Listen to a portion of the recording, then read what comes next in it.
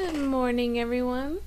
I'm the Scribe. I'll be going over aliens in Destiny and touch a little bit about the lore today. I stream from 9 a.m. to 11 a.m. Eastern Time.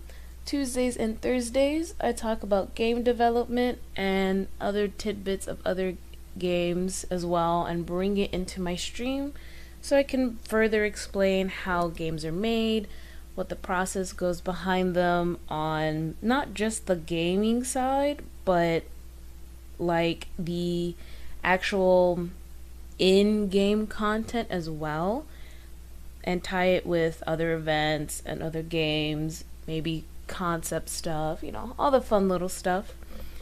I do want to go ahead and thank our sponsors, Magic Feet Compression Socks, supporting heroes and winners.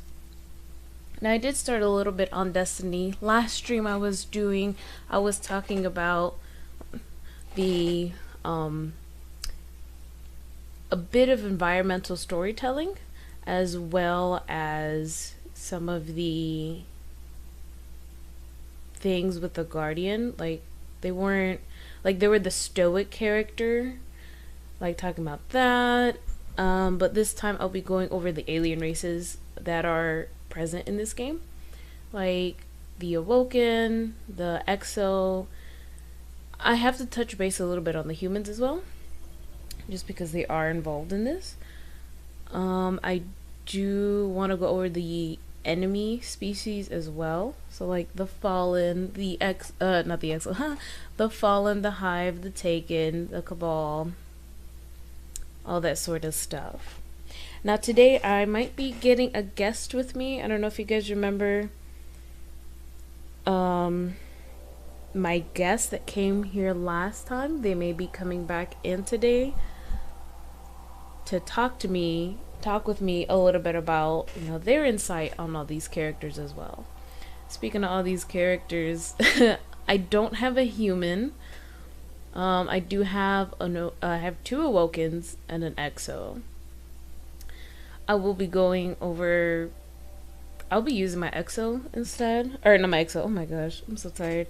I will be going over my Awoken because she's level 40 and she has access to everything.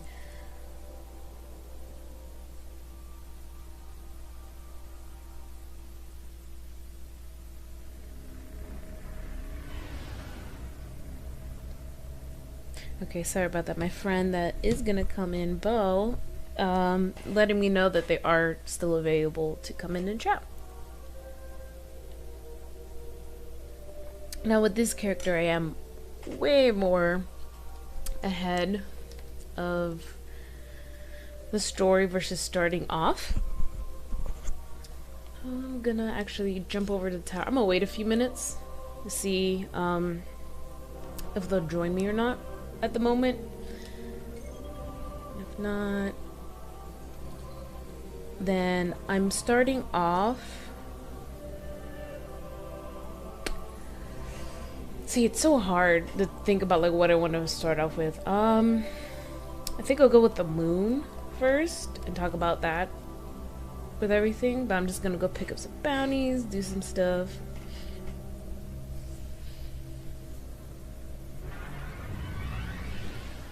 Today is Thursday, so the Zer won't be here till tomorrow. I wonder what he'll be selling. If he sells Gallahorn, that'd be super exciting. So Gallahorn is one of like the craziest rocket launchers in the game. Not in the like history of the game, because they're in the second one in Destiny 2. There's two more that are way cooler, honestly, that I like way more. And those are Eyes of Tomorrow and Wardcliff Coil. And it's super cool, and I kind of wish they started doing that in D1, where there's lore attached to the weapons. Like if I pause right now, and if I'm gonna look at this, all we'll see is this little flavor text up here. This power is your privilege and your burden. That's about it. But in D2, if there's stuff that's going on with it, if there's like an important character, history, or event, you can read on that for most of the weapons and some of the armor for your characters to be like, oh, to learn a bit more about the world that you play in and stuff. So it's pretty cool.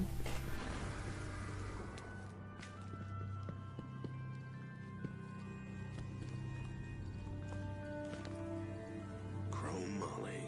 Well, that's old fit. Let's go.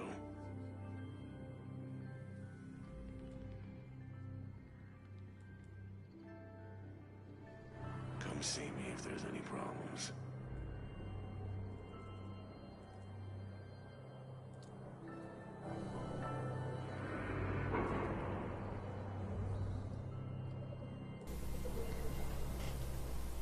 Okay, go. Probably grab some of these. I probably have a lot, honestly. I didn't even check. I was just messing around with the audio. You know what you need. Keep us safe. I'm trying to think what other bounties to grab.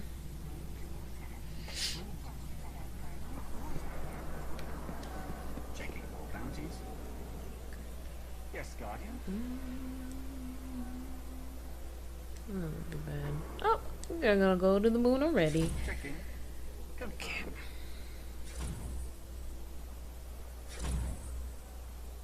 Check. Okay, I'm gonna jump out to orbit.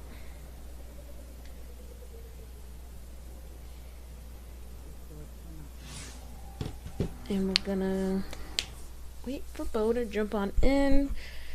So we're gonna try to do a Discord chat. And we're gonna hope that this picks their audio up as well. It should. Not too worried about it.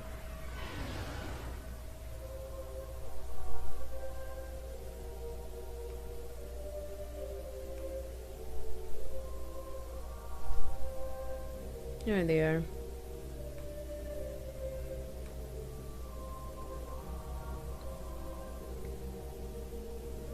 Okay, hi, can you hear me? Jenny. Oh, I heard you for like a second. Let me see if I can lower this stuff. Sorry, is that better? Yeah. Okay, so it's gonna be picking you up through the desktop audio, so I'm gonna lower the game audio quite a bit. That's no worry though. The game's not that important audio wise. At least for this stream anyways. True. Very true. Yeah. Okay, so we're gonna start off over to the moon. And we're gonna go over the hive spooky stuff. We'll just patrol it. I think we'll start off with a patrol. Talk about them for a bit. So, okay, the hive aren't the first enemies we encounter. It's the fallen, the Vex. No, I lied.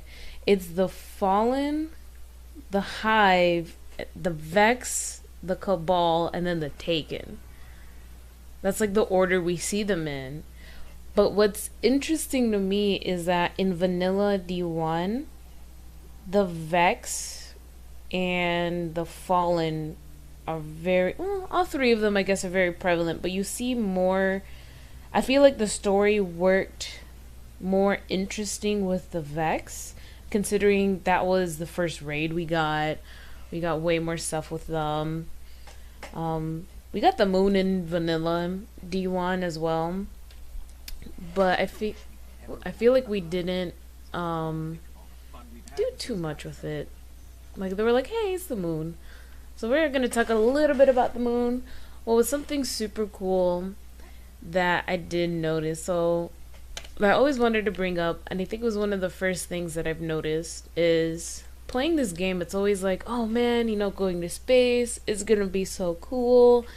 When we were able to go to the moon, there was something about it that I was like, oh man, the moon's gonna be so exciting to go to. It's the moon. It's right there. It's one of the first places that we've made contact, like human contact on, especially during our lifetime. I know Mars is a hot debate at the moment on whether we're gonna go set foot on there or not.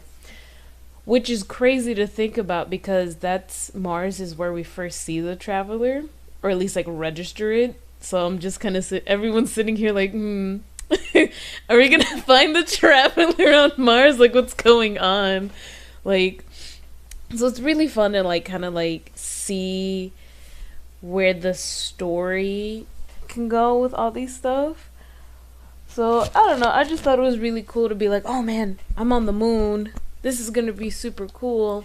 But almost immediately when you're on the moon, you can see that there's like a patrol thing. If you look around and you look up, I think one of the biggest things that kind of hit me was like, this really is post-apocalyptic, is seeing that space station up there. And I was like, what in the world did that? Like, oh my god, that thing is just gone. Like, there's no use in even trying to repair it, right? And then it's like, oh, we're gonna go to other places. Let's explore the moon some more. And then you start to see over the horizon some involvement, like human involvement. It's like, alright, okay, we see some cool stuff. And immediately, one of the first enemies you see are the Fallen. Now, the Fallen are very prevalent here. They are separated in houses. This house, their banners are green, and they're the House of Exile. Pretty much, their own houses didn't want them, but there were so many that they just made their own house. So it's like, oh, a house of rejects, okay. But, you know, they're on the moon, they're hanging out. And the thing is, they did run into a few problems, is the Hive. Now, we'll go past these guys for a moment. We're gonna go talk about the Hive for a bit. After this point, there's another Archer's line somewhere else on the map in this game is we do get to see the Fallen still, but most of the time, oh, I don't have a sword here. Most of the time you do see Hive, like way more present than the Fallen. So as we're making our way down into the moon, we can already see some structures that are like, this isn't man-made. And there's a few like giving signs for where it's like, oh, there's that weird symbol on top of this night won't let me see the symbol in peace. So we got that symbol, and then if we notice the architecture from the humans to the hives, theirs is like embedded into the moon. It's like, hey, we don't want to be seen. We don't want the elements or element, I guess, of the moon on here, which is like a slight breeze. We don't want that. And the hive are like bug, gross, nasty things. The further we go down, we can see how like there's like nasty hot steam coming out. We don't know what that is. But as the further we go down, we can see these like cocoons and stuff. Fish stick, you see a black screen? And you're on Twitch. Okay. Yeah. I'm not sure about that. Our YouTube, our Facebook is working fine from what I know. I'm not sure why Twitch has been giving me... It's been giving some people problems, apparently, like for Twitch to, like to show the screen. But the audio picks up fine. I'm not sure why it's still doing that. That's super weird. The YouTube is working well. Yeah, I haven't had problems with that. So, I'm not sure. I'll have to look into that. Probably in a bit I'll look into that. But anywho, what was I talking about? Oh yeah. So as we're going down, we can see these like cocoons already hanging out from the hive. So it gives us more of a, yeah, this is totally alien. They're bug-like. They burrow down. They try to get warmth. Because if you look at them, let me see if I have a sniper. I think it might have been out. Wait, what happened?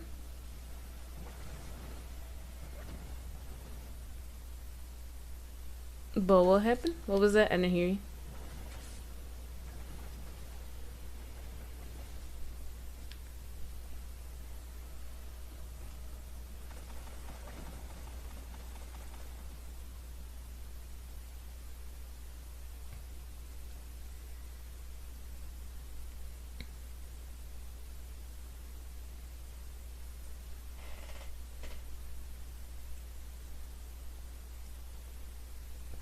Uh-oh, I think we might be having some technical difficulties.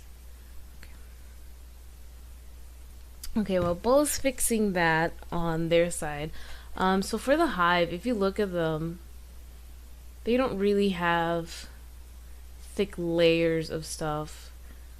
That wizard is caught in a weird place, but I think it's great right now. You can see that it almost looks like she has like robes or like very tethered wings on her. It almost looks like a dress on the bottom, but you know, that's it's gross to think about, but that's their skin.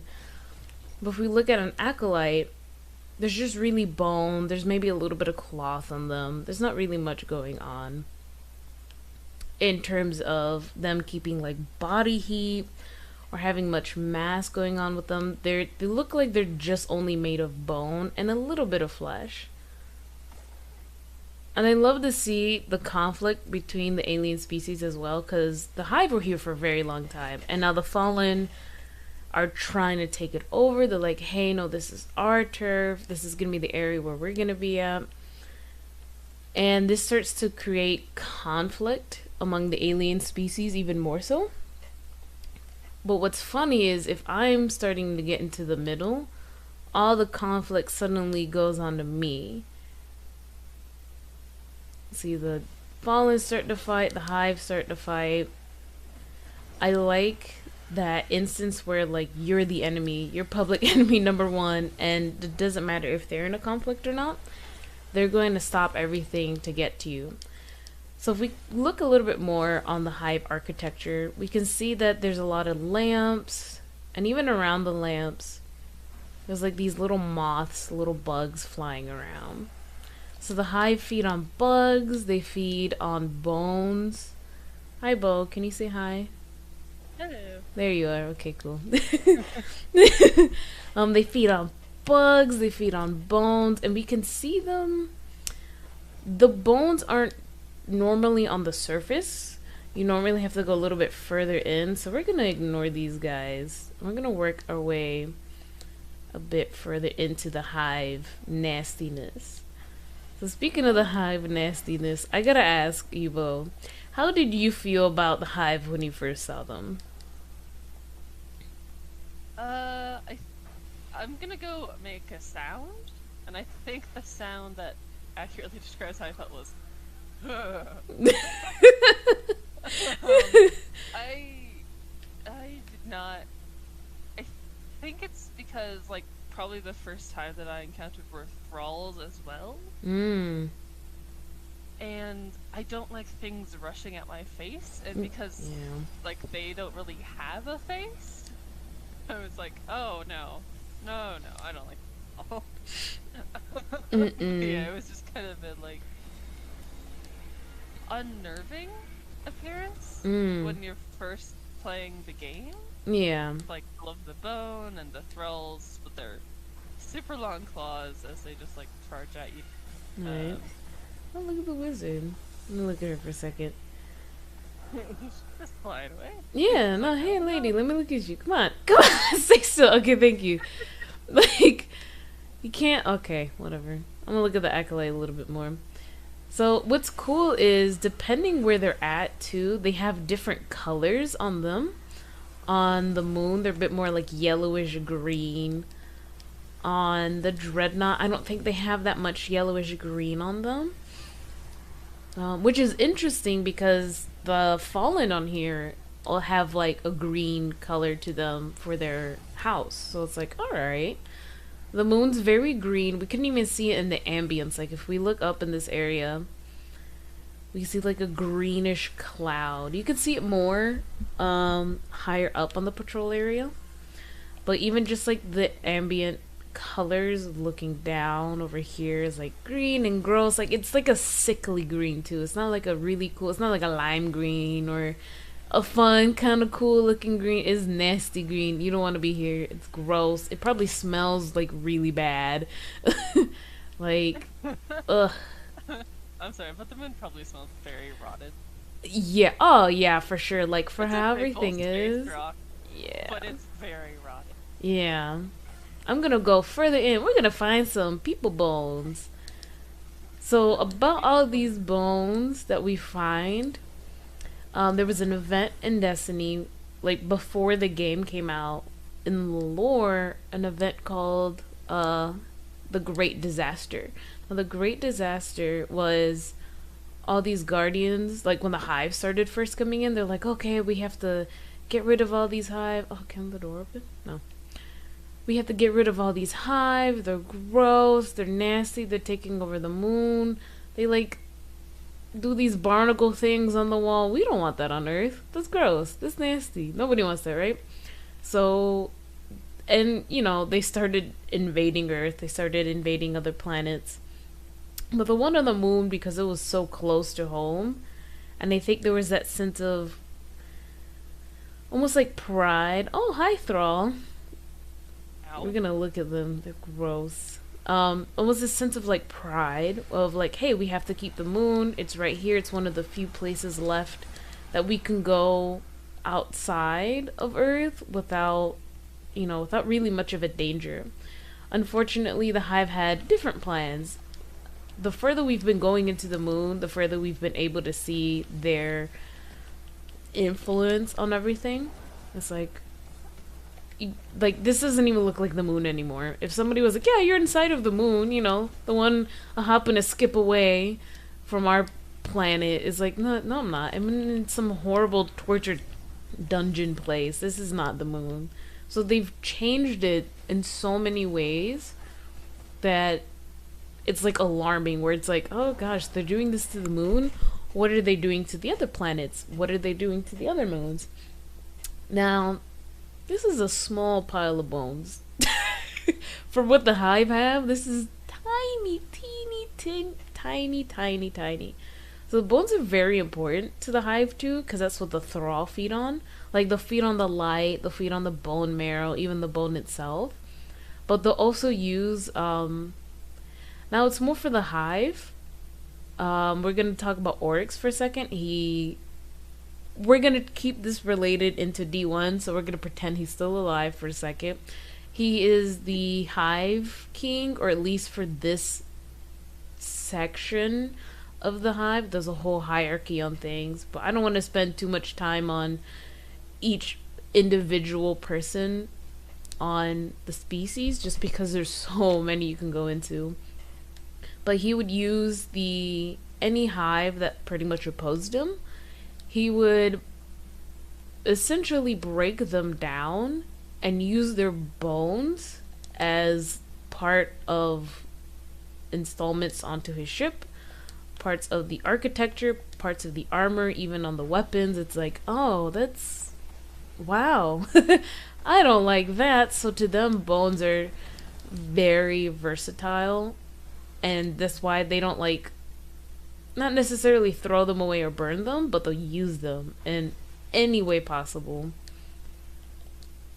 And the Hive just aren't on the moon. They're on different places too. If we go to Earth, but I think the Hive and D1 are on Earth or on the moon.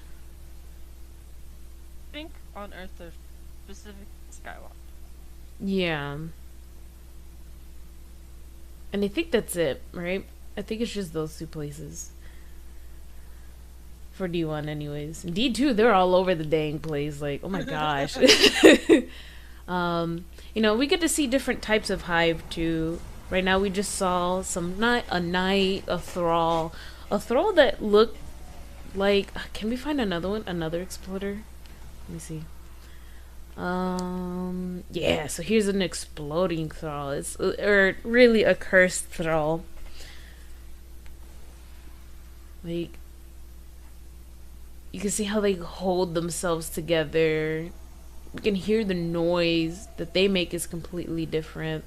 I'm gonna kill them, and they're called exploder thralls because they literally explode. That's the whole purpose, is to curse you with more pain, because, you know, why not? It's like, okay, thank you. That's fantastic. That's awesome. I'm trying to see where... Okay, I guess we can't access it because I did want to go a little bit more into the Fallen for a second, just because we talked about them. But before I get into that, I want to go ahead and thank our sponsors, Magic Feet Compression Socks, supporting heroes and winners. I am the Scribe. I stream from 9 a.m. to 11 a.m. Eastern Time. I'm going over Destiny today, and in the game, I'll be going over some of the species that are found within them. Talk a little bit about them, how they intertwine within the story, and how our Guardian can also be different species as well, aside from humans. And I do have a guest today, Ball. They will be coming in on my Destiny streams for the most part, chatting up with me about lore, their input on the game, all that fun stuff. So I do want to go back onto the Fallen real quick. So we can't access it at the moment because I think that's only behind a strike, where we're able to see like Fallen architecture even inside of the moon as well. So the Fallen are on the moon. They're definitely on Earth. Are they on Venus? I want to say they aren't. Yeah, they're on Venus. Yeah. And that's about it. Yeah. So here's just some stuff about the moon. I do want to look a little bit more on the Great Disaster, like, to really show the whole bone situation. So we are going to talk a little bit about the system with it and why, like, of the hive. So it's a monarchy. And it's split off into 3 different rulers. The rulers that we're going to be talking about mainly for this one is Oryx and Crota. Oryx is the Taken King. There's another enemy type that we'll be seeing pretty much on all planets except for the moon. I don't think there's Taken on the moon. Not until D2. And I think this is the only place without Taken. I think so. Also, very. There are 2 different kinds of hive on the well. Ooh. Because like the ones deeper in, they were the yellow banners. Mm-hmm. But these ones out here that we've been fighting. Mm-hmm. See, boy. See? Hello. This guy is all red. All of the bone, like even in the bone coloring is different. It's red as well. So there are technically 2 factions of hive. Ooh. I believe it is either Oryx's hive and then Crota's hive. I could see that. The ones deeper in the moon are probably Crota's, and then these are probably Oryx's. So I believe that. Otherwise, I think it's Crota's hive and Sabbath's hive. But yeah, it's interesting because like at first when you see them, it's like, oh, it's hive. Mm-hmm. But then you learn to notice the coloring and everything. It's like, oh, there's actually 2 different factions. Mm-hmm. Ooh. Granted, all of them have the same creepy. So. Right? Oh, they all look nasty. All nasty. All nasty, but. Yeah, so let's go back here. And you know what's super interesting though? So for D2, because we got to bring it up just because that game has been out for a while. The ones in the moon, we don't see the yellow ones anymore. In D2, all we see are the red ones. And what's really red? The Scarlet Keep in D2. Oh my gosh. What's happening with them? So it's super cool to like see that they still kept up with that red theme with a reason. It wasn't just like, oh yeah, they're just, we just pick red because red. It's like, no, it's red because those are the ones on the surface. The red ones are starting to make their way inside of the moon, which we don't want, but, oops, it happened. What can you do? So before we switch over to the hive, from the hive to the fallen, I do want to say that the hive have always been intertwined with the game ever since day 1. And as the story goes on, we get to see more difficult enemies, stronger forces, more of them as well, to the point where, and of course I don't have it on here, but in this little blank area, we on the moon we end up killing Crota, who's the son of Oryx, and we're gonna jump into the raid into it for a minute. For those who don't know what a raid is, it's the end game content, or like the boss, and you know, you have to, it's the hardest portion of the game. You have to go in with multiple guardians, multiple players. So instead of it being like a 1 or 2 person thing, it's you need 6 people to complete it. Now, getting something done sometimes with even 3 people can get pretty hard, but you have 6 people that have to know what they're doing, have to take care of themselves and each other. It can get pretty hard. Especially in a raid, it's like, oh, okay, you have to do like 10 things at once. Alright, we'll see what happens. Now, Bo, I forget, have you ever done Crota's End? No, not yet. I want to. Okay. I want to inflict that pain on myself. Okay, speaking of that, have you, before we jump in, before we touch the middle, have you done this part yet? The infamous throwaway? Yeah. Yeah? Okay, cool. Cool. I was gonna... Like, hey, let's do it then. And I was like, okay. Ah, okay, so I did torch you with this then, alright. So we can see here, if we look around, which is super cool, where we're just at, the patrol area, it's not, the raid itself isn't separated from the rest of the world. It's not like sectioned off, oh, you can only see it from here if you go there. It's very much present, and it's really cool that you can see, like, they didn't do it for this raid, they did it for Vaults of Glass, where people can run in and out, and like just, you see guardians hanging out over there. The problem that happened with that was, did it finish? Okay, I think it finished. The problem that happened, oh, before you jump in, the problem that they had with that was like people kept messing up the stuff for the raid encounters. Like, they would purposely sabotage it, so unfortunately they did have to get rid of that. And I do want to talk about, okay, so here we can kind of see the red banners that we saw of those hive on the surface, but they have Crota's symbol on it. So I'm wondering, now I can't remember right now, I'm wondering if the banners, because they bear Crota's symbol, but because Crota has been killed, who was like taking over the moon, who was gonna like rip it from the inside out essentially, I'm wondering if they updated those banners as the game went on, from like that yellowish green to the red, maybe for Oryx mourning his son. You know, I actually have art, and I think it's actually talked about art book. So I am see if I can. yeah. If we can get that, that'd be really cool. I don't have the art books yet. I do want to get those. So before yeah, I know, and they have like lore stuff in it too. So it's super cool. So while you're looking for that, I do want to go a little bit more of what the Hive do before we go down into the pit. Oh yeah, the Hive do a lot. Also, I think it's really cool that Hive guns. Yeah, you have one on right now. Actually, you have Necrochasm. It's like, oh, we kind of adopt that Hive logic in a tiny way of like, bones are useful and they can like weapons and armor. Do it with our own gun weapon. Do you want to? This is kind of freaky. I didn't know we were going to be going in that direction. Right?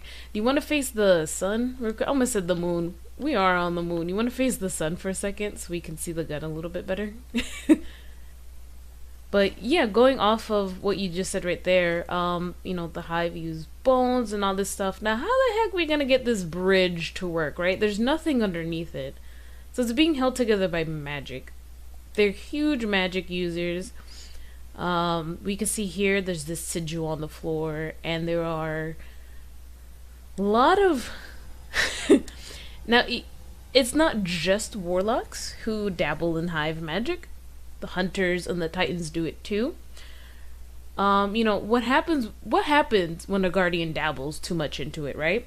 Well, you get characters that were either forced to dabble into the Hive magic, or, you know, the curiosity got the best of them and they let it consume them. There's all these different variables that happen with it, because it's alien foreign magic that's connected to the darkness. Now, the darkness is bad, it's not good, it tempts you with things, it's called the darkness for a reason. And one of the interesting things, I think, well, I guess 3 of the interesting things that came out from the hive magic are these characters. Now, the first one we're going to talk about, we haven't seen him in game yet, but we do acquire his weapons, and we do a little bit of the backstory of him, who's Dredgen Yor. Now, this whole sect of guardians, he came to be when he was cursed by a hive wizard, hive wizard, when he was just going around, getting patrols, doing this, killed a knight. Oops, unfortunately, the wizard was like, hey, you just killed my husband. Cursed this titan with, the hive logic, real quick, is that they have to feed this worm, which constantly is hungry, empowers them, but is always hungry, so it always wants tribute. Another hive-based character that we see constantly, like she's even at the tower, is Eris Morn.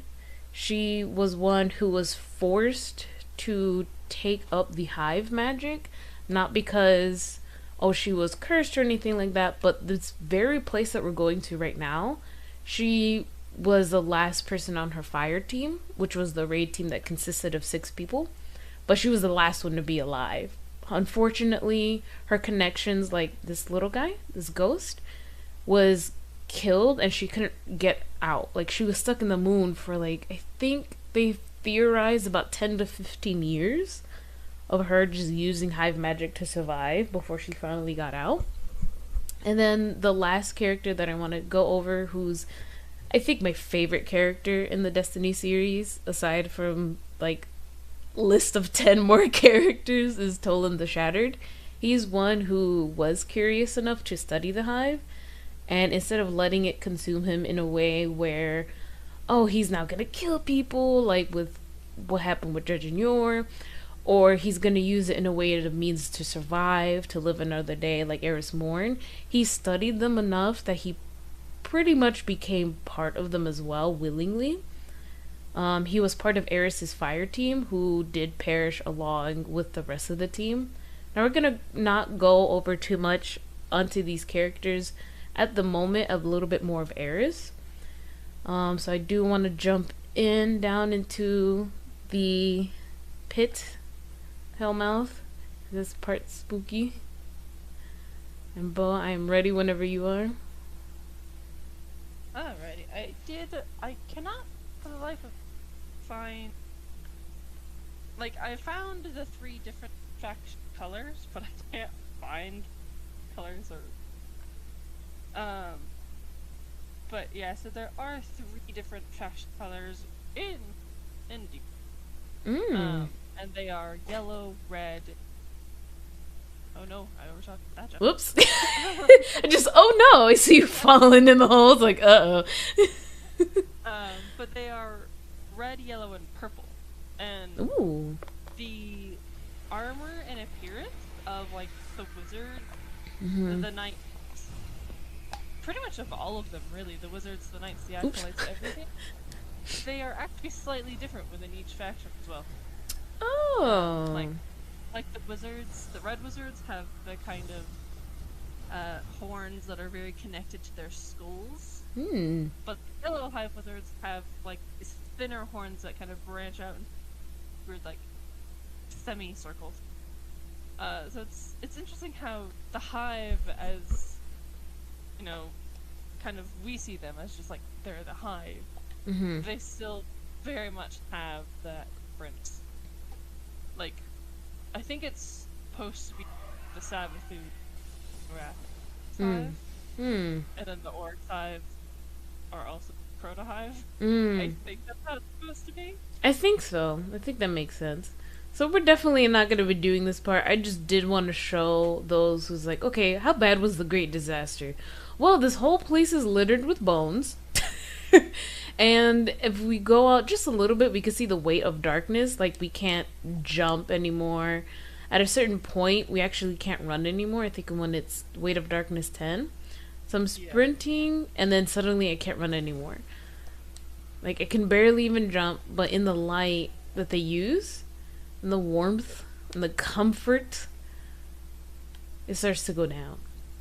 But we get to see just how bad the influence the Hive have in the moon. Like, so we're gonna look up.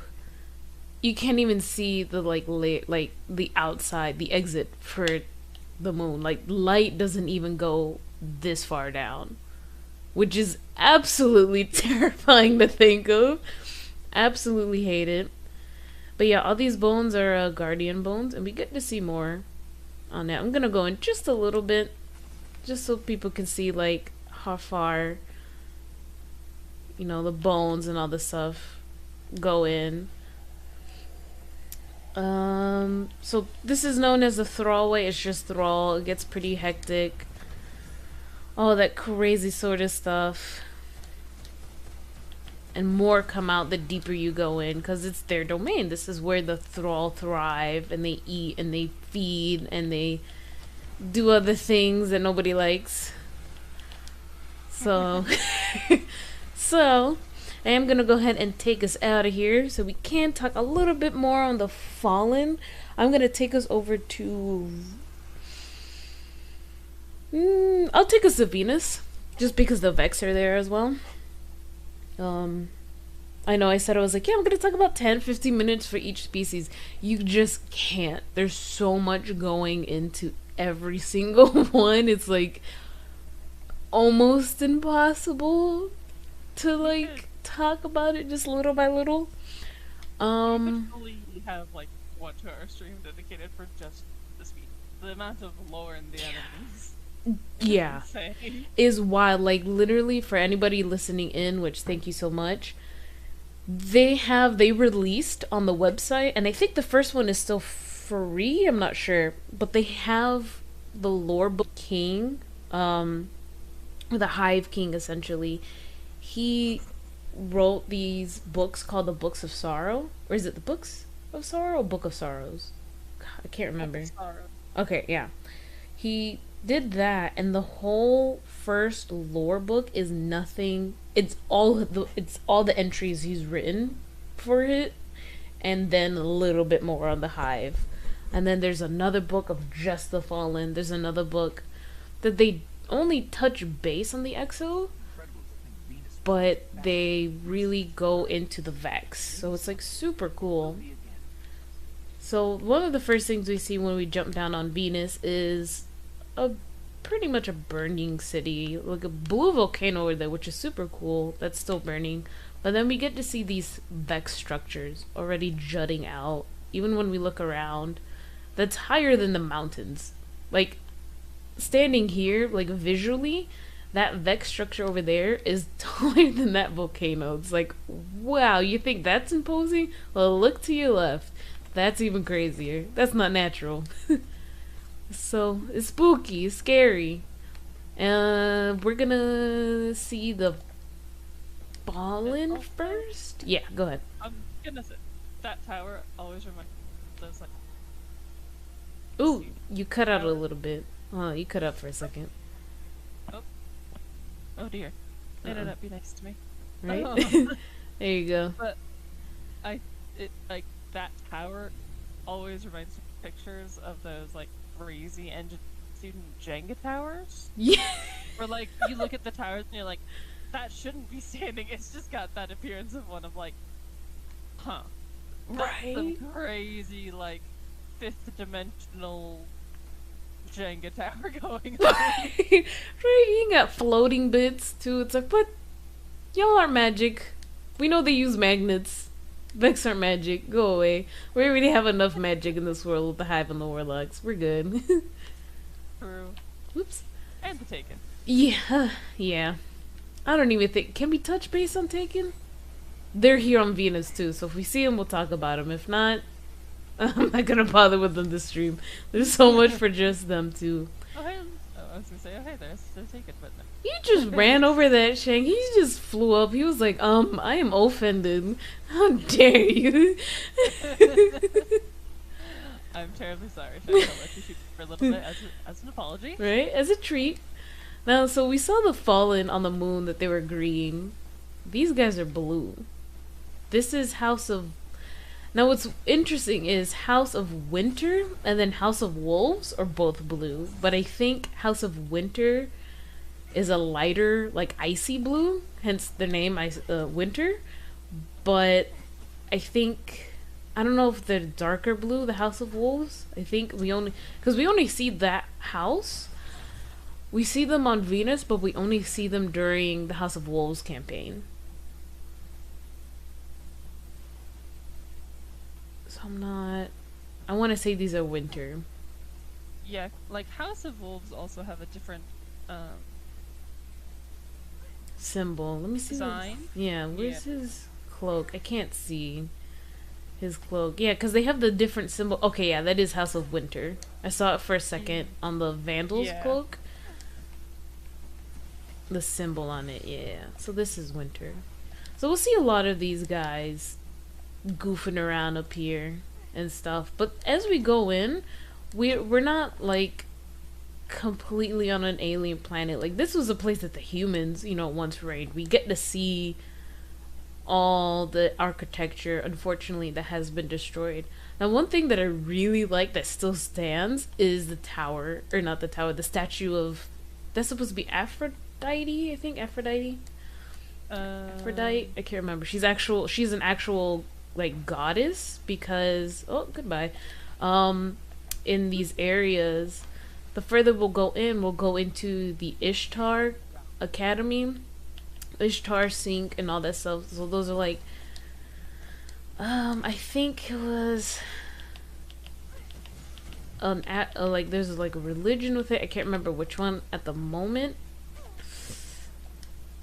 I want to say Muslim. I could be wrong. But, Ishtar Gate, like, apparently, like, that's an actual thing. So they'll use, like, real human, like, religions and references, not, like, made up stuff, which is really cool to see. And I think it makes it hit a little bit closer to home, where it's like, this really could be us in thousands of years into the future.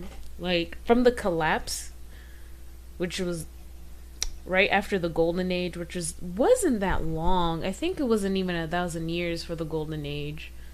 Where, you know, we were able to explore different parts of the solar system, travel, and do all this crazy cool stuff, advancements in technology.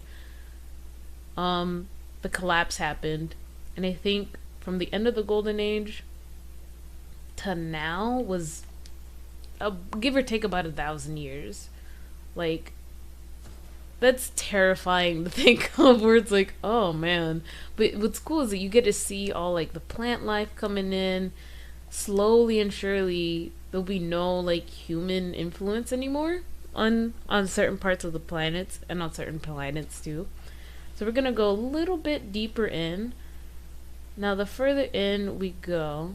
Oh, boy, are you there? Are you hanging out? Yes, I'm trying to figure out who the statue's of. Because now I don't remember. Oh, they actually mention it. No, I think it is supposed to be the statue of Aphrodite. She's the goddess of Venus, right? She's the Venus goddess?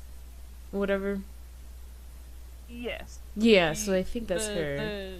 Yeah, because in Greek she's Aphrodite, and then in Roman I believe she becomes Venus. Mm-hmm. But I don't ever remember any depictions of her holding that semicircle thing. I think it actually... It's really cool when you go up closer to it. Yeah. Yeah, because you see over here, there's like the DNA structure, and then like the leaves structure on it, which is like super cool. You see, it's those little things, man, that are like super cool. Oh. What's he doing? What's he doing? Hi. Hello. Oh, he wanted to dance. He just wanted to dance in the most dramatic spot. Alright. Warlock, man. Yeah. An awoken warlock, too. What's up? Welcome to Destiny. Warlocks have to be dramatic. Oh, of course we do. That's why we have 3 of them. I know. Oh, man. I gotta love it. Who is underneath me? Oh, hello. Hey.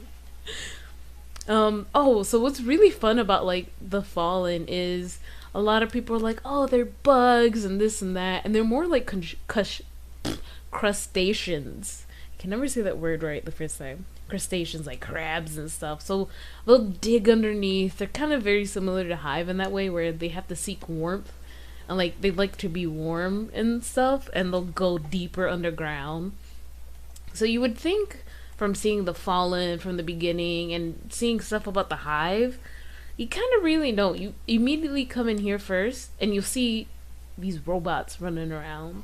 And we do see some Fallen. We can see that they originally had that barrel for them, but then we get to see these Vex, these robots that we're not really sure where they came from. Again, I'm keeping it D1 lore related, because if we go into D2, there's gonna be like a 5-hour stream just about them alone. So we see different types already immediately. Like this one's a goblin. There's a big dude over there called a minotaur. You can't really see it from here, but if I go over it, there's a hobgoblin. He has 2 tails. These are like actually one of my favorite ones. They're the worst because if you hit them, oh, well, I killed them. But if you hit them, they'll have this shield that regenerates. The Minotaur's teleport. He has a big shield. Oh my god, bro, he's about to smack you to oblivion. I got him. And then we get to see all this stuff where the Fallen are pretty much everywhere. They're almost, I want to say, as prevalent as like humans, in the sense of like they're just everywhere, like all over the place, which is kind of cool to see. But it's also like, wow, you get to see more of, hey, just how far humanity has fallen. Haha, pun intended, or not, I don't know, your pick.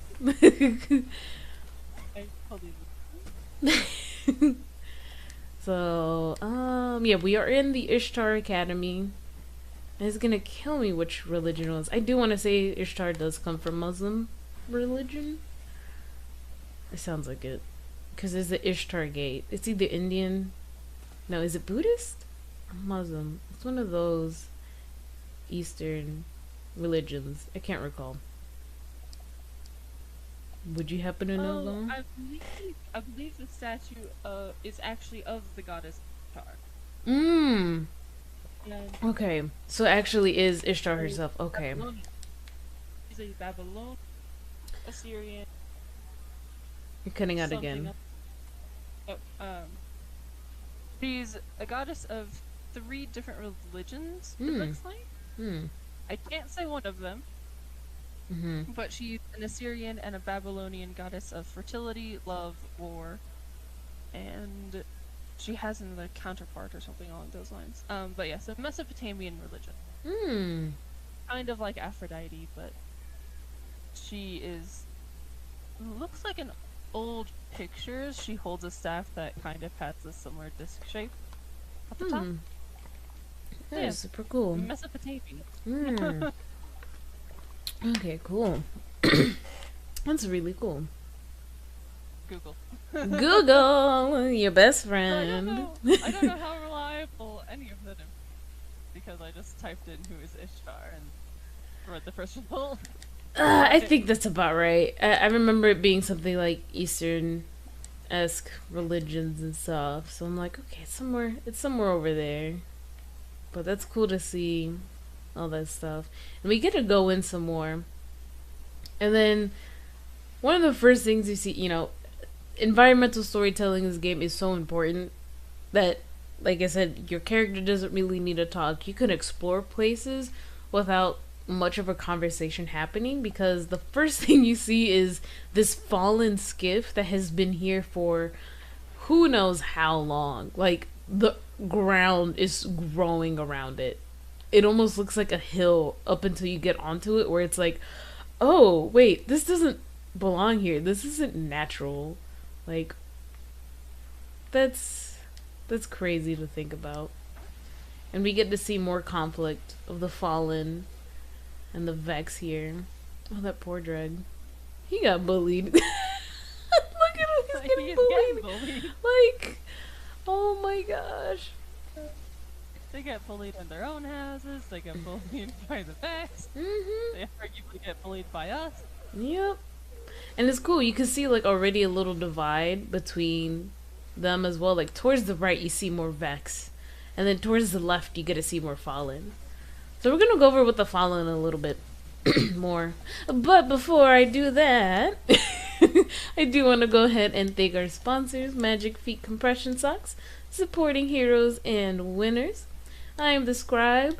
I'm going over the lore, more about the alien species of Destiny in today's stream. A little bit of game development on the side if it pops up. I do have a guest with me today, and they might be joining me on future Destiny streams, Bo. I'll ask them some questions, different insights on different perspectives of the game that I might not have experienced, especially because they play as a hunter, and I play as a warlock, and that would be a really cool stream to go over of like, hey, let's talk about the different classes and different missions and different fighting styles and stuff to go over. So it'd be fun. I do stream from 9 a.m. to 11 a.m. Eastern Time. We do have a Discord channel or server that if you guys want to come in and chat with us, you guys are more than welcome to. Go ahead and paste that again. And we do have a YouTube as well. If you guys want to go in, watch our streams, or if you want to go by and see some of your favorite clips from our other streamers as well, that is where you'll find everything, because I think after a while Twitch just starts to like delete stuff, so we don't want that. So we're gonna jump over to the Fallen real quick, and we're gonna see. I think this is one of the first times we see, at least early times, we get to see like bones scattered in the sense of like not piles of them. It's just like it's a little bit of bones. That's a treat. Some. So what's interesting for the Fallen is there has been speculation, or at least like a lot of theories, where if we look at these skeletons, a lot of times you see the skull by them and all that stuff, but if you notice, they don't have hands or feet. So, and sometimes they're missing skulls, but apparently they would take hands and feet, sometimes skulls, as trophies.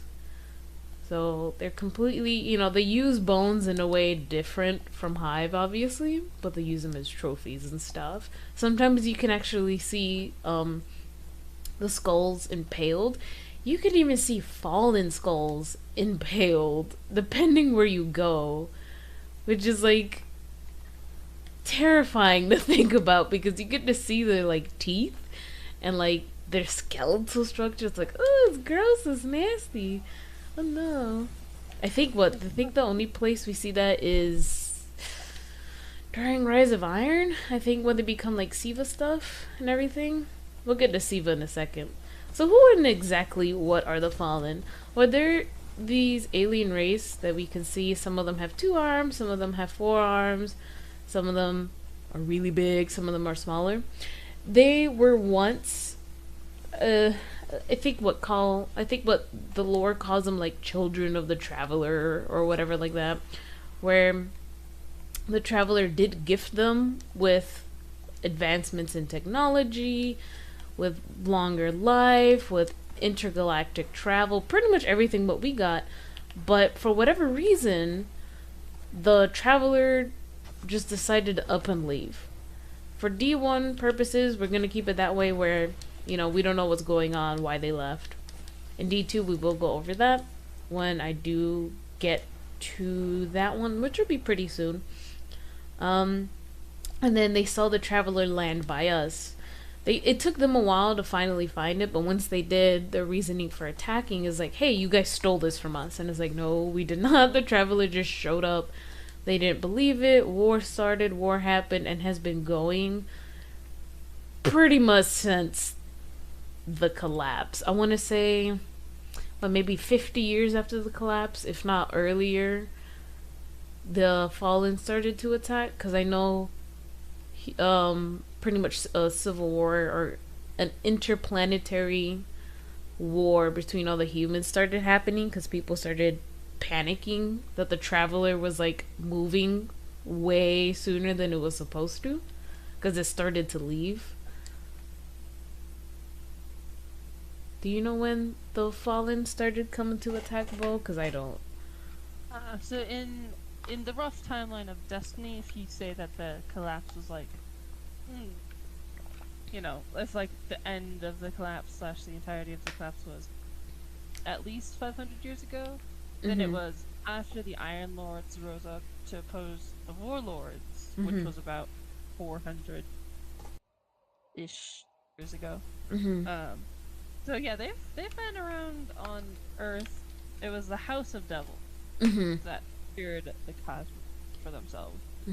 About 450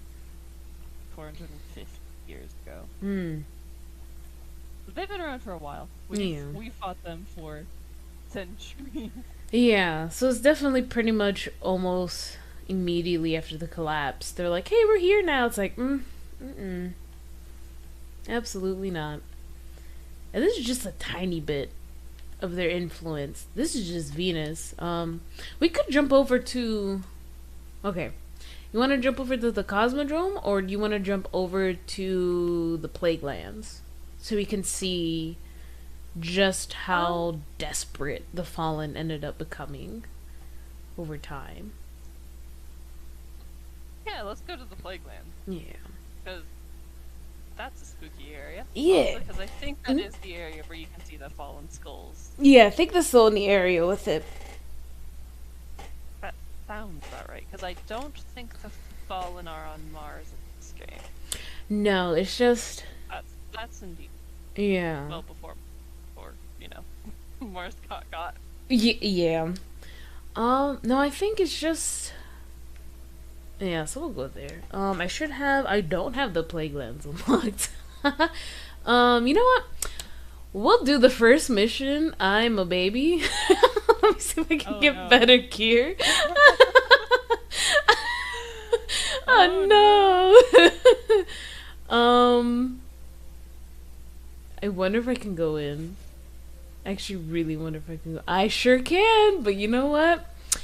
Let's go in. We'll do a little bit of the first mission. Okay, so before the first mission, for this one, Rise of Iron, you know what we'll do? We'll give him a taste. We're gonna go to Mars, but we're gonna specifically go to...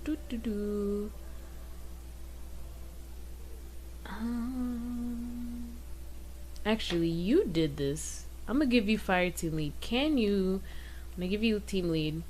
I want to take them to open up Mars, please. Alrighty. Okay, and on the bottom right where it says the Dust Palace, it's gonna say something... Not the Buried City, but it's during the Rise of Iron campaign. Oh, yes. Download complete. Yeah, just have that selected for a minute. Oh. Yeah. I can't launch it. Oh, you can't launch it? Oh, probably because I haven't done that part yet. You have to be at least light level 310 for me to be able to launch this one. Wow, impossible. Okay. Never mind. That's fine. I'm not too worried about it. Can we explore the Plague Lands? Like just in a patrol?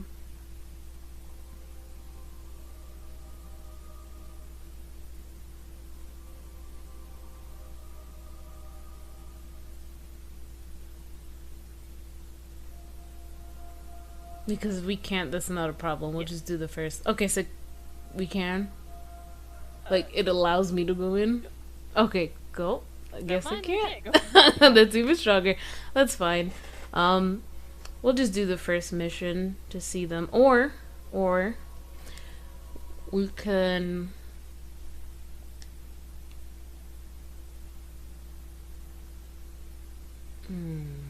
Where should we go?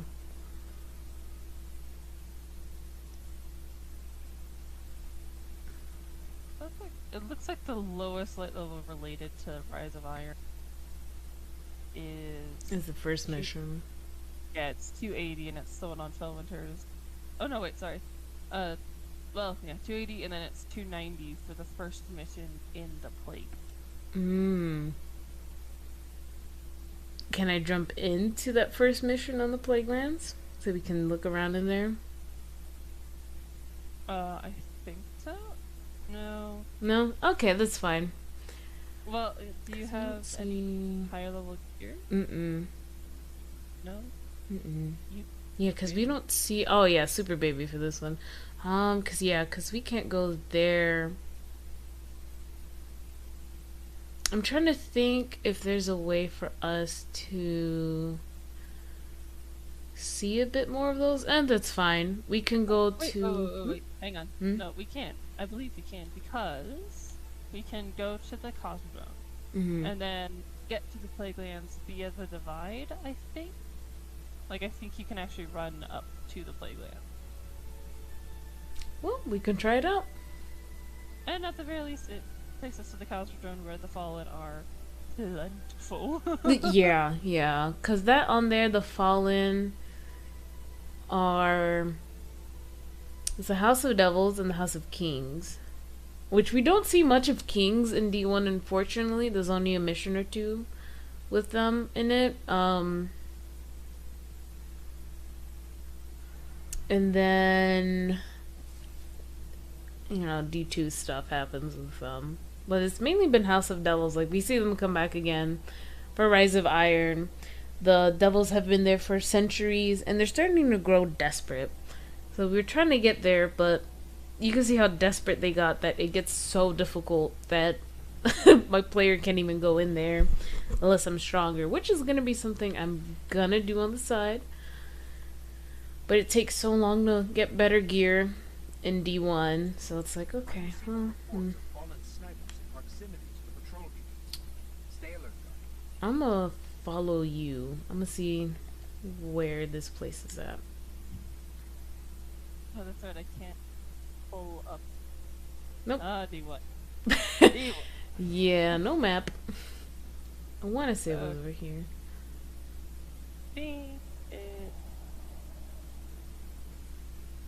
Oh. There. And yeah, I think it's this way because it's for the divide, and the divide is kind of weirdest.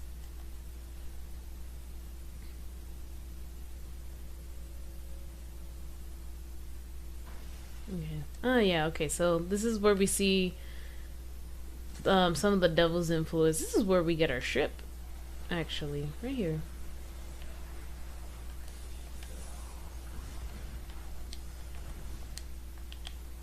We get to see some devils. Grab this. Now you don't see the fallen kings or the House of Kings for a long time. Like, I don't even think you see them like out in the open. I think you actually have to only do missions for them. I don't know if we'd be able to see the Siva infected ones at the moment, which is fine. Just because I think the doorway is closed. Because I'm technically not in Rise of Iron. So let's see. Yeah, because by now we would have been seeing Siva influence all over the place. Yeah. Well, that's fine. But look, we get to see more Hive. Woo! Yeah, because now we get to see, like, hey, they're also on Earth. Originally, they really weren't.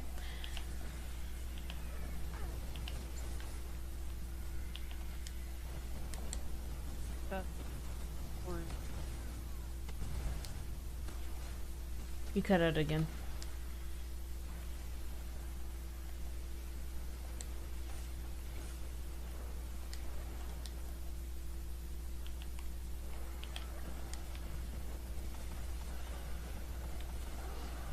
Also, I apologize for my delayed responses. Oh no, you're fine. Occasionally, I am not able to hear you via the part, so I have to listen via this. Oh, uh-oh. Yeah, get all this shit. Discord. Oh, that's fine. Yeah, so we see the different. He has a king because they have the red back, the red color. Oh. Let me see.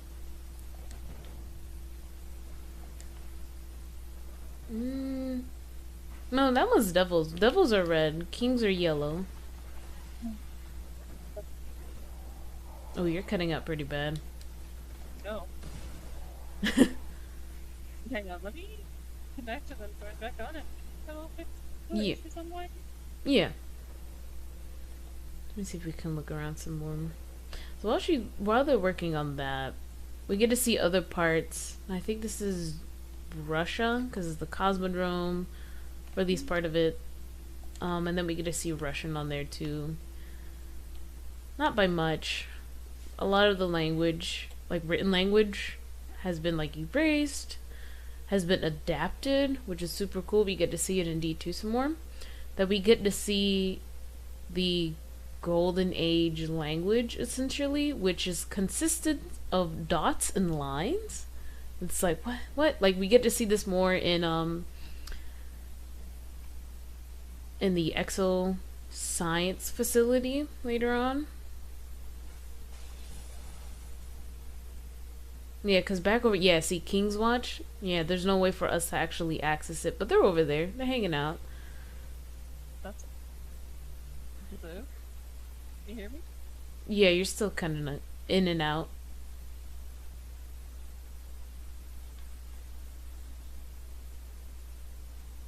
Yeah, but we get to see that they're completely secluded. Like, there's no way for you to get in unless you're doing missions for them. Which fits with them lore-wise because they keep themselves separated from everybody else. They're like, nah, we're here, but you don't know the ins and outs of our house, of our sect, and all this other stuff that goes on deep within the fallen territory that the kings hold. Now I do want to ask, because I did ask for the hive. What was your first impressions, Bo, for the fallen when you first saw them? I think my very first reaction was like, ooh, spooky, because of the first mission. Mm-hmm. But and then after just getting to see the fallen in the world was really cool. I really liked their design. You can tell that I'm one of those weird people because when I first saw, I think, the captains, my first reaction was, oh, big boy, he's gonna kill me, and then my immediate reaction after that was, oh, but he looks like he'd give good hugs. That was my two separate reactions that I thought of within, like, 2 seconds of each other. No mind. Yeah, 4 arms of fury, 4 arms of hugs. 2 hugs. Exactly. From one man. Wow. Exactly. Which is, it's like the best result. I mean, prove me wrong. Right? Unless you were a dreg. So I'm gonna go look at this dreg real quick. We've noticed that they only have 2 arms, and these little stubs on the bottom. So for the fallen, it's like a rite of passage sort of thing, and can also be used for punishment, for humiliation. So they'll actually dock the lower arms for dregs, and they'll put these caps on them to prevent them from growing back. And over time, we get to see it with vandals, we get to see it with kings, with archons, that they have 4 arms in total. Let's see if we can find one. I think you smacked all of them. The kingdom come. Well, I was trying to go after the hive. No, you're fine. I just gotta bully you a little bit. Some come out. But, bully me until they come out. Yeah, bully you until they come out. Yeah, let's see. Okay, yeah, so here's a captain. We can see that his arms just went out. They're not primarily used for much of anything except for, like, smacking, because those aren't armed with anything. Those aren't armed with anything with weapon-wise, but you can see that they have, like, these metal claws at the end of them, so they are used for hitting people, for grabbing things. Like, if I stand right here, if we look, he should, if he doesn't smack me, there we go. He hits with both of the arms. The dregs rely on other things like grenades. They have a knife constantly in their hand, and then their gun sticking out, and their knife is like electrical. So it's like super cool to see that even though they are at a disadvantage, they make up with it with different types of weapons as well. Let's see if we could find a vandal. That's a dreg.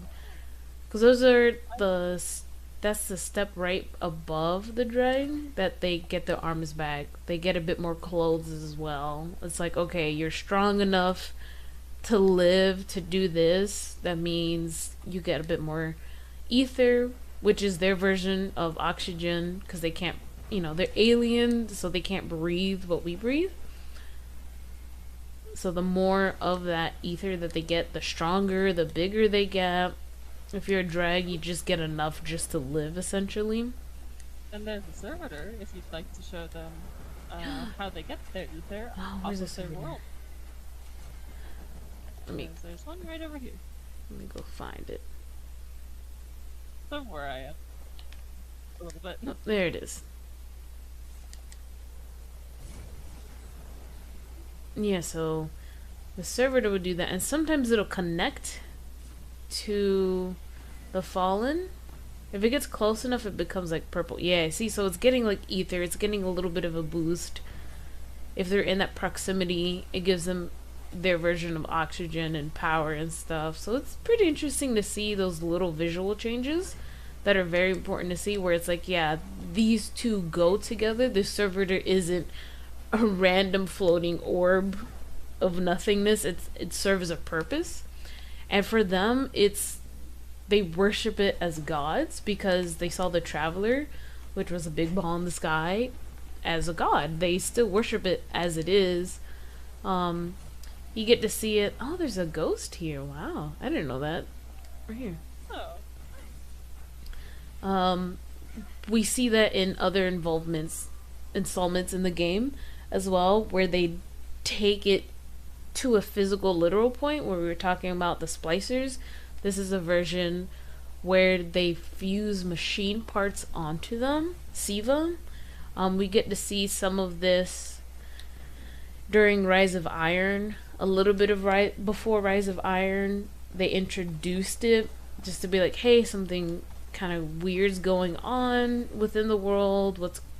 Why did this get released? Who released it? Why was it released to like these specific portions of Siva? The prototypes were released, how that affected the Guardians as well. So it's super cool to see that. Now, I think a great segue from the Fallen into the Taken, we can see that there's like a Thrall, looks all weird and spacey, but then we also see a Fallen. But we see this aura around them that makes them look like they're part of space, and they're throwing and using different moves that we haven't seen before in other Fallen or in other Thrall.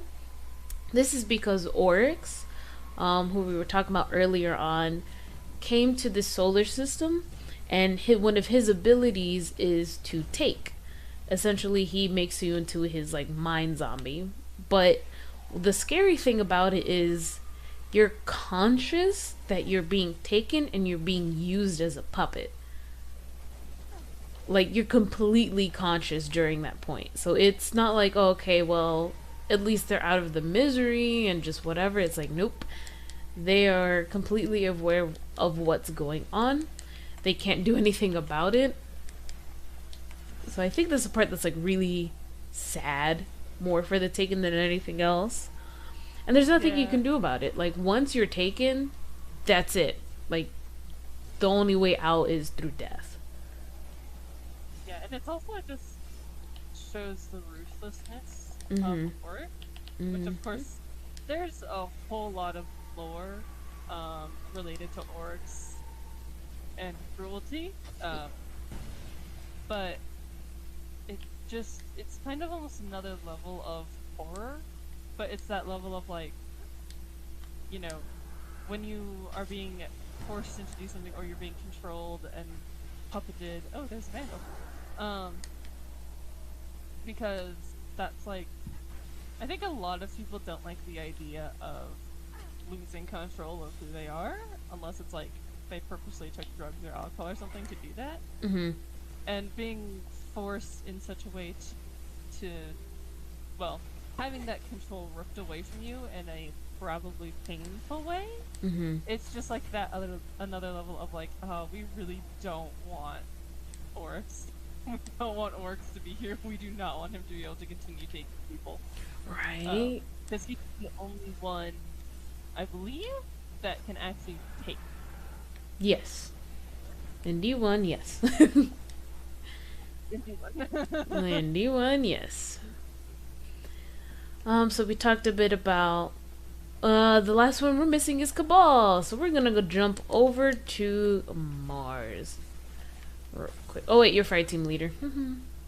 Oh yeah. Or, Hang on. or am I? No. Did you give it to me? I did. Now you did. Alright. Yep.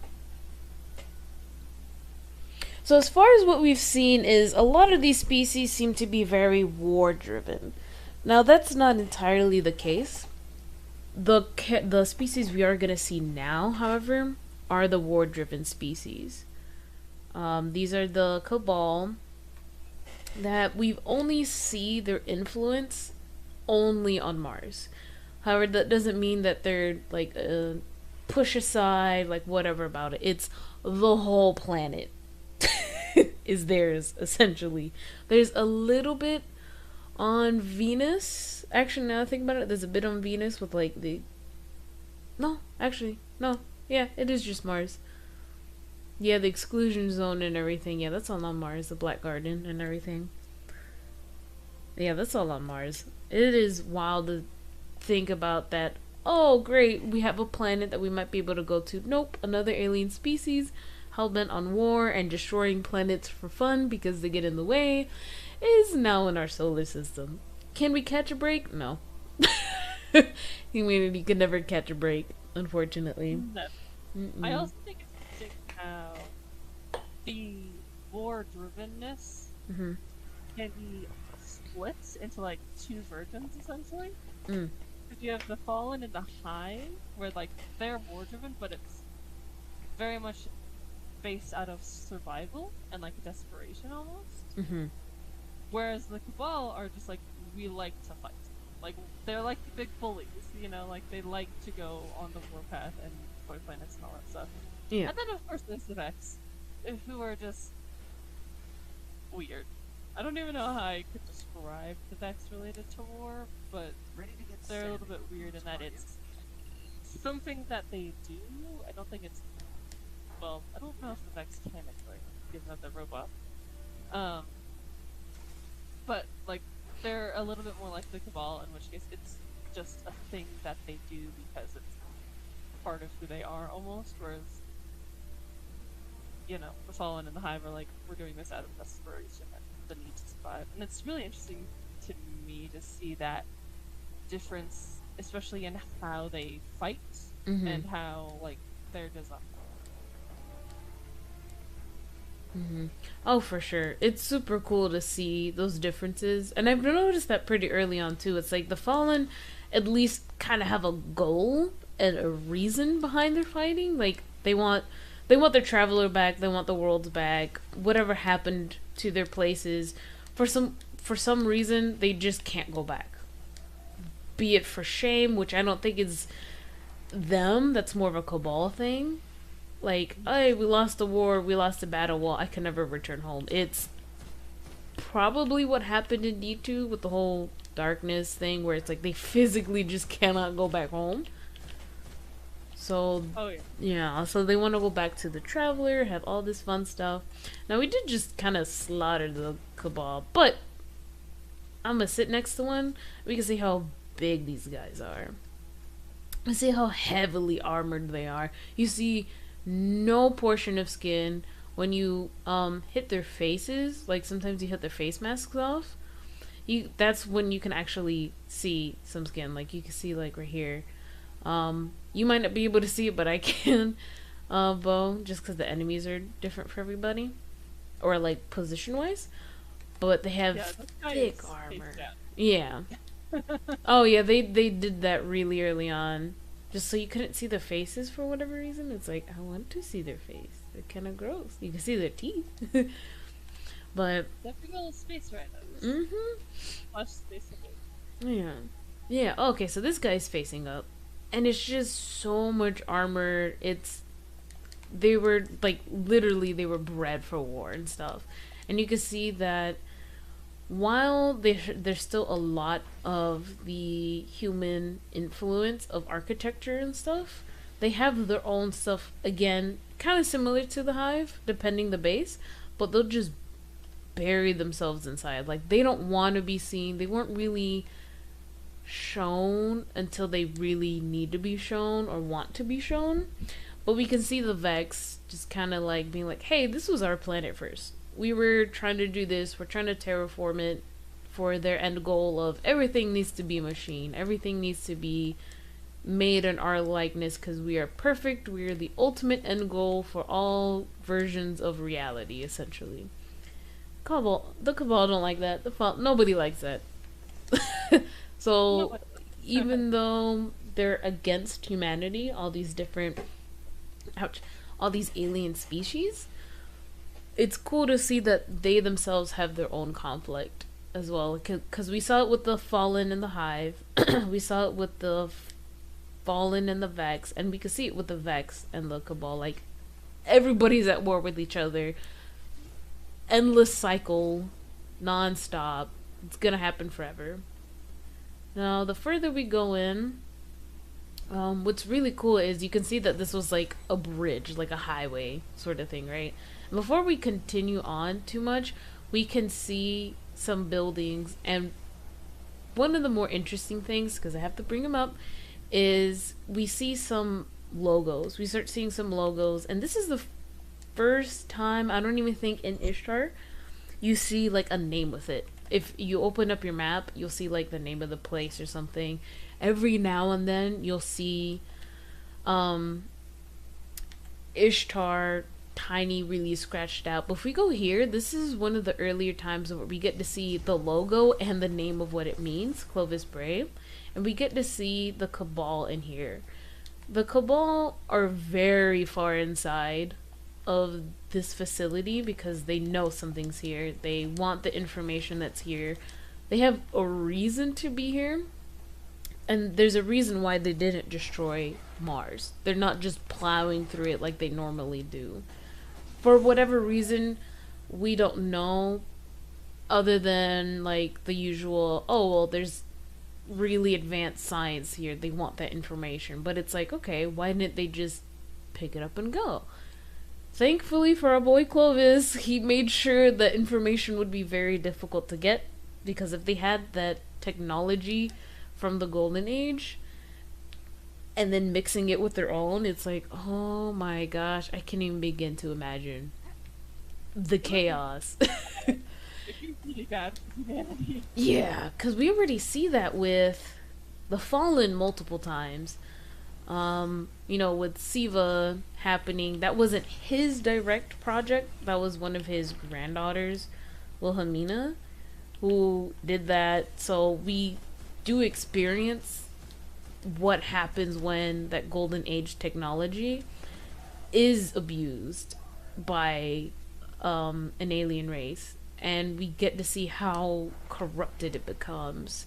That'll be something I definitely want to talk about in our next stream, because I'd love to talk about the Iron Lords, Warlords, all that stuff. That'd be a great one to go into. But like I said, there's so much to go over. Like, we just probably finished talking the bases of all the enemy species. I mean, we haven't even gone to the Guardians yet. But thankfully, there's not that many. There's just 3.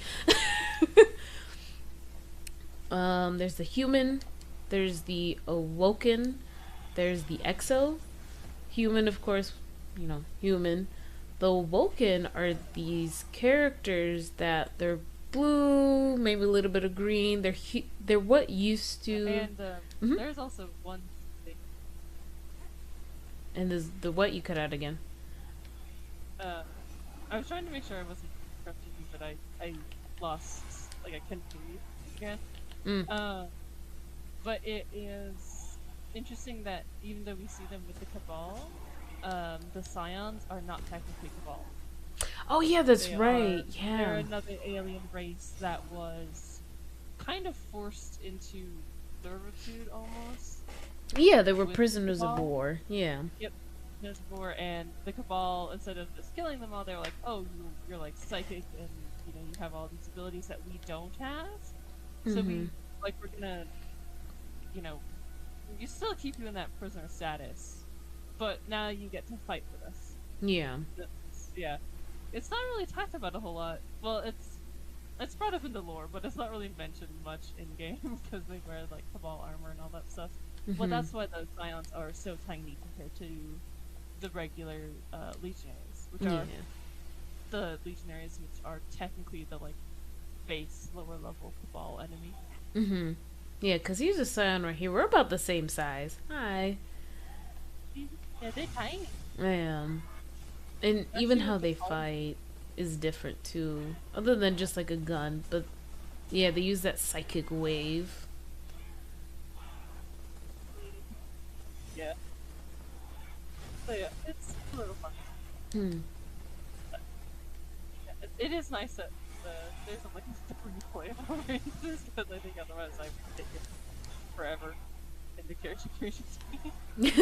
Oh yeah, yeah, yeah. Cause we only have um those. I'm trying to think. I guess the best place. So humans are everywhere. Okay, cool. Those are kind of boring. Humans are in everything. However, what's really cool are the Awoken and the Exos. Right now, we are in an Exo facility. Obviously, you can tie it with Clovis Bray that he had involvement for the exo science and all and everything that goes along with exo the research. Mars was a very important place for it. There are other places as well where we can see um, exo influence as well, not by much. For a long time, it really was just Mars, and D2 we get to see other places with that. For I think my next stream, what I'll do for Destiny is I'll probably jump into D2 and then start to go over to see. It's like, okay, this is how far the Fallen have come. This is how far the Vex have come. All the different alien races as well. To be like, okay, they have like a lot of influence, but we're still pretty good.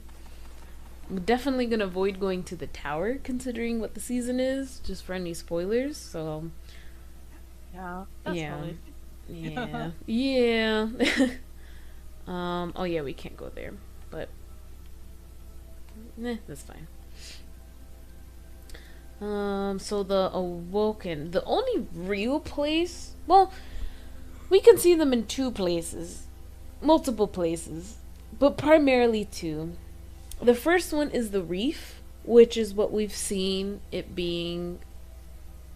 The Awoken are really secretive people.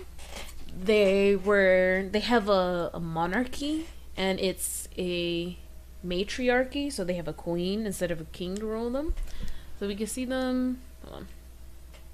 We can see them on the reef. It says they're on the asteroid belt. You can't really do much there. There's only the events of Prison of Elders, which we're not gonna do. Um, you can see the Queen's Guard there. And then we can see them on the tower.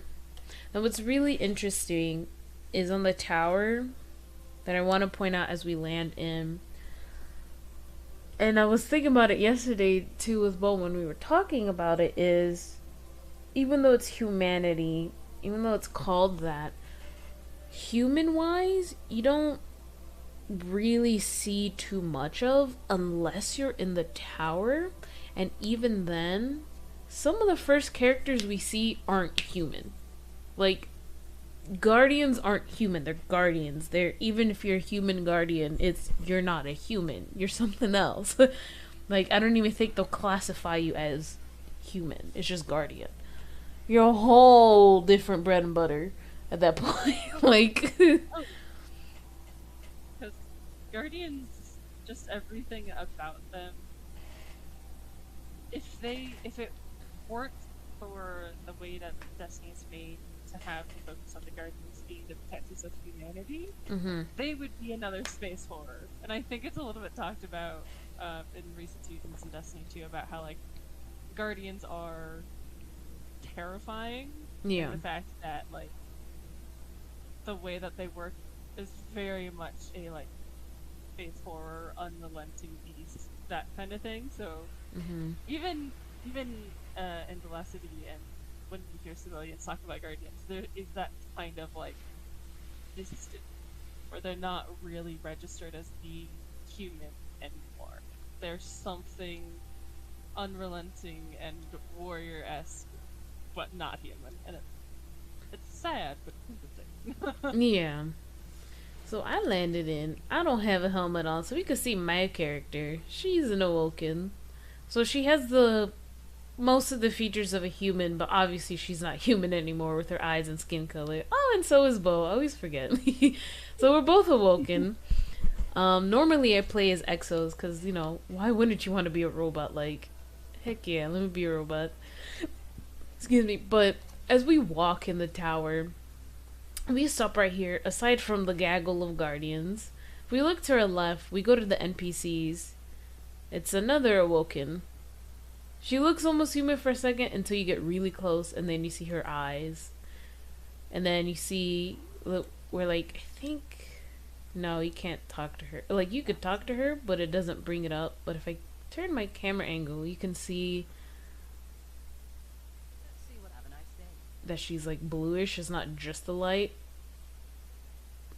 that's making her look blue. She's not, like, really pale and blue. It's like, no, she's blue. And then if we go over to the right, another non-human. He's also an awoken.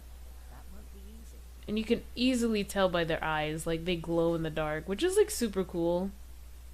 Like, I like that that's a thing, like, in the dark. You could just see their eyes just glow, like, from right here. Just turn the camera around. It's like, hey, what are you, a cat? Nah, just a dude hanging out, chilling out. Then if we keep going further, we get to see the exo that we were talking about. Oh, there's another exo here. Look at him. He's just looking at the 3D printer. I love that. But we get to see another exo over here. Yeah. Banshee with his horrible fashion sense, and he scares me. I'm leaving. But, then we also get to see the frames. Yeah. Yeah. Howdy, my beloved. Thank you for picking up all of my lost stuff. Right? Right? Honestly, though. So we don't even see, like, NPC-wise, we don't see a human. It's everything but a human. We see advanced robots, super advanced robots that used to be humans, aliens that used to be humans. But as we go down, now, before we get to her, I will say that if you don't know that she's there, or don't hear her, or turn around, you won't know Eris is there. So who is Eris? Well, we talked about her for a minute in the beginning where she became, like, forced to use hive stuff in order to live. She lives in the deep, dark corner of the tower because light hurts her. Ouchies. But you can see the influence that it has on her. So people speculate that she's an awoken, which is what I think it is. Or if she was a human. If you look at her, it's like, yeah, no, she's advanced. You can see, like, eyes on her. We can see the armor that they've used, like, that the hive use themselves. Like, she's like, okay, we're gonna use that to our advantage and live through it. We can see the curse happening, like, spreading from her face all the way down her cheek. So it looks like she's constantly crying because of all the darkness just literally seeping from her. It's kind of gross, but you know, that's what happens when you're using horrible space magic of death in order to live. Yeah, it's like she's the goofiest character because of the darkness from her eye. Yeah. And as we keep walking, we see this big dude over here. We still have no idea what he is. I still want to say he's an exo. People are like, he's a human. I'm like, this ain't no man alive that big. Like, no, this is not a human. Saladin is that big and he's a human. No, Saladin is not this big. Yeah, he is. No, he's not. he's a little shorter, but he's as buff. He's as buff, but he's not as big. Like, tall-wise. And then we see... Yeah. We see another frame. He's polite. Yeah. Very polite. But now, yeah, like... That rule had canon for Jax, that he's a big buff black dude. Mm-hmm. That's what people say, too. Well, I don't know. And now we start seeing actual, like, humans. Like, not guardians, actual humans. This is the first time we see them. They're way down in here. I don't even think we see them up above the tower. Like, they're just kind of hidden away. It's kind of, like, weird. Not in the main courtyard, but there's also the hangar and the north side of the tower. Yeah. Well, the further we go in, we see maintenance workers, and then we start seeing the Vanguard. This is the first, like, NPC human that we see before we go to the hangar and all this stuff. But we finally get to see somebody. It's the Warlock Vanguard. She doesn't have that much for me, even though I'm a Warlock, but that's okay. She has, like, some gear and stuff. These characters weren't really used up until D2. So, we're not going to bother too much with them at the moment. But we have a Hunter XL. We can see him a little bit talk. And because I'm not within that class, I don't get anything from him. Like, I can't buy anything at all. Which is kind of interesting that they keep it separate like that. I talked to Zavala, because he's the commander of, like, he's pretty much everybody's boss. You're only able to pick up certain bounties from him. But that's about it. You can't buy any Titan gear from him at all, but he's an Awoken. You can see the face markings on him. I'm trying to angle it where you can see it better, but the title Titan Vanguard is just over his face. If I lower it a bit, you can see there's markings on him, on his neck a bit too. You can see some of the, like, Awoken shimmer on him. If I angle it a bit, you might be able to see it some more. Not by much, though, because the lighting isn't the best. Well, we're gonna go to some other people, but what's cool is, even though Ikora is a Warlock and I'm a Warlock, it's not locked by, like, you have to be a human in order to be a Warlock. You have to be an Exo in order to be a Hunter, an Awoken in order to be a Titan. They made the Awoken shimmer way more noticeable than D2. The Awoken shimmer, yeah, way more. Are you still having to listen to the stream? Yeah. Oh, that's weird. So you can't hear me at all, or? No, I can hear you now. It's weird. It'll just like you will suddenly stop talking in the party, but and I'm like, alrighty. So I'm just gonna have to listen to the stream and be kind of delayed a little bit. Oh, that's weird. Well, we have about 10 more minutes anyways, so... Oh yeah, no worries. Yeah. Now we go off the speaker, who we also don't know what he is. Yeah. So if we go around, which is... the funniest thing is, before we go to him, it's, well, are there any more human NPCs? Yeah, but they're, like, tucked away in the deepest, darkest corners. Like, she's a human. But look how far away she is. Like, you have to know she's here in order to find her. Like, you have to know she's there. If you want to go to this faction, you have to know he's here. This is another human. You know what's interesting? A lot of people say that Hideo is what people are like, oh, that's supposed to be Andel's, like, face design, but they just tweaked it for Hideo, and I'm like, I guess. They just have similar, like, well, like, facial hair. That's about it. Yeah, I don't know. It's because Andel's face design in the art book does not necessarily look like that. Like, they kind of have a similar nose, but not that much. Yeah. Yeah. It's not by much. Remember, you have friends with your mark. Hello, you old man. Right? Who are you? What do you look like? Even when your mask got blown off, we didn't see who he was. Which I think I like the most, because I like that there's that sense of mystery around him. Where it's like, oh, is he human? Is he exo? Is he awoken? Is he Yeah, something I else also think it's completely very different? And I'm also not able to hear you in the party again, by the way. Oh, okay. Cannot waste this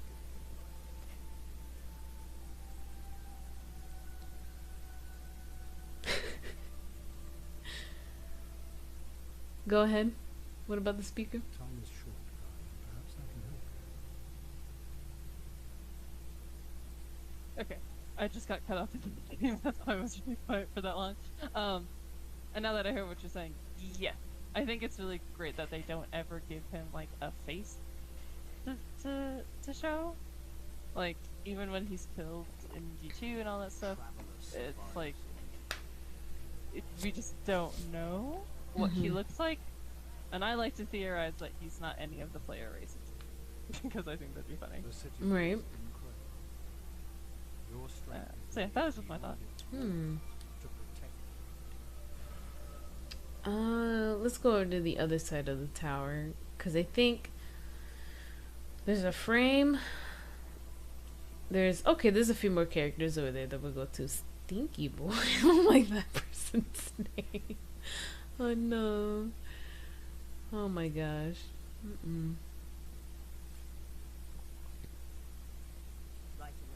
Oh, it's a shame that this isn't, because then we could show off Zerg.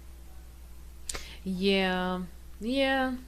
But funny enough, that's what that was one of the first things I said. I was like, oh, Zer's not here. He's not here until Friday. Whoops. Yeah, for anybody curious, definitely look up Zer, because he is quite spooky. Yeah, it's XUR. So we see that frame. And then we saw one of the faction leaders who was a human. And then we see another faction leader. And I think it's like fitting for each faction leader too. Like, he's Dead Orbit. He believes that, his faction is like, hey, we need to move on. We need to go. We need to keep going. And then he's an awoken. He's not human. He's not originally meant to be on Earth. He's a descendant of those who did travel here. Heck, he could even be an original awoken that came here, tried to help humanity, and then he's just like, guys, let's go. Let's get out of here. We don't know. And then the other one that we saw, Hideo, was human, and he wants to stay here, but he feels like humanity should govern themselves.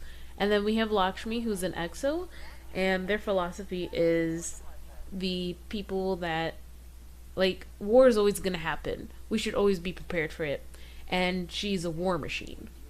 That's what exos were originally made for, was a secret war way at the end of the Golden Age, dealing with the Vex. And there's a lot of stuff that happens with them and the Vex as well. We don't have that much time to go into it.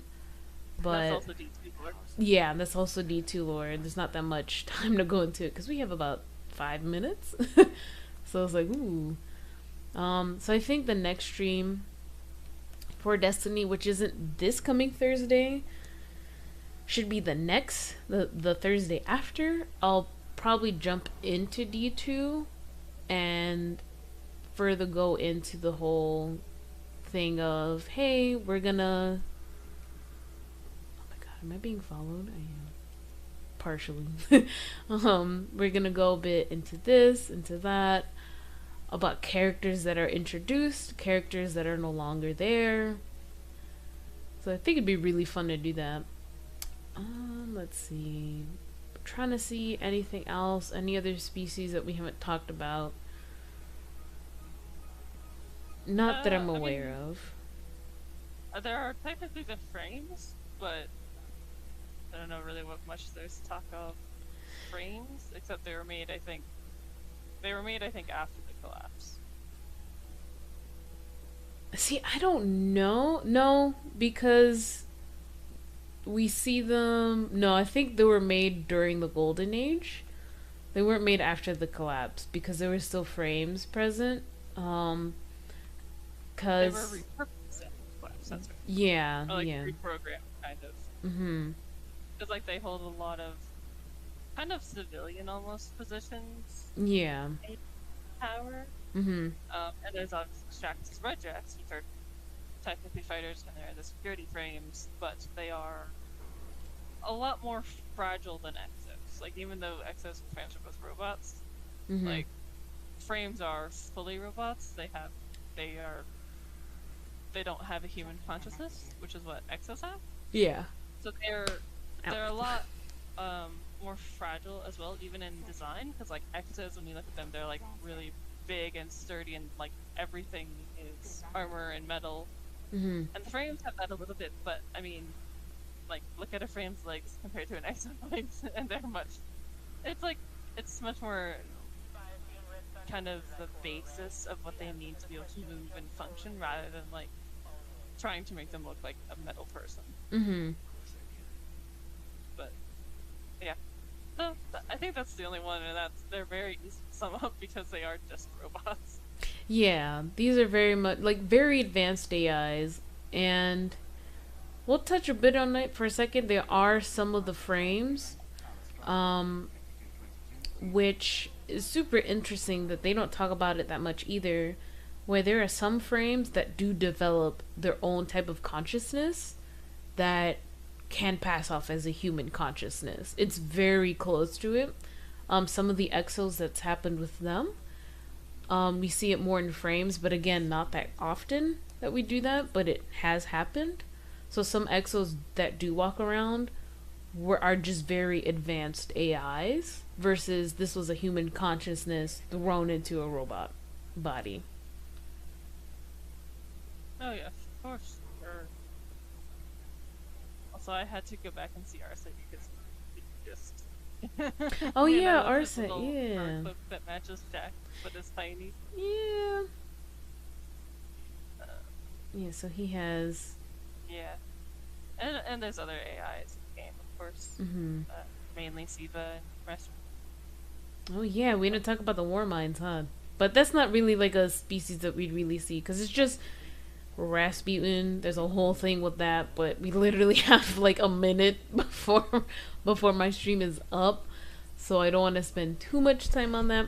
But before we do leave, I do want to go ahead and thank those who did come in, and I do apologize for anybody on Twitch who is still experiencing the black screen problems.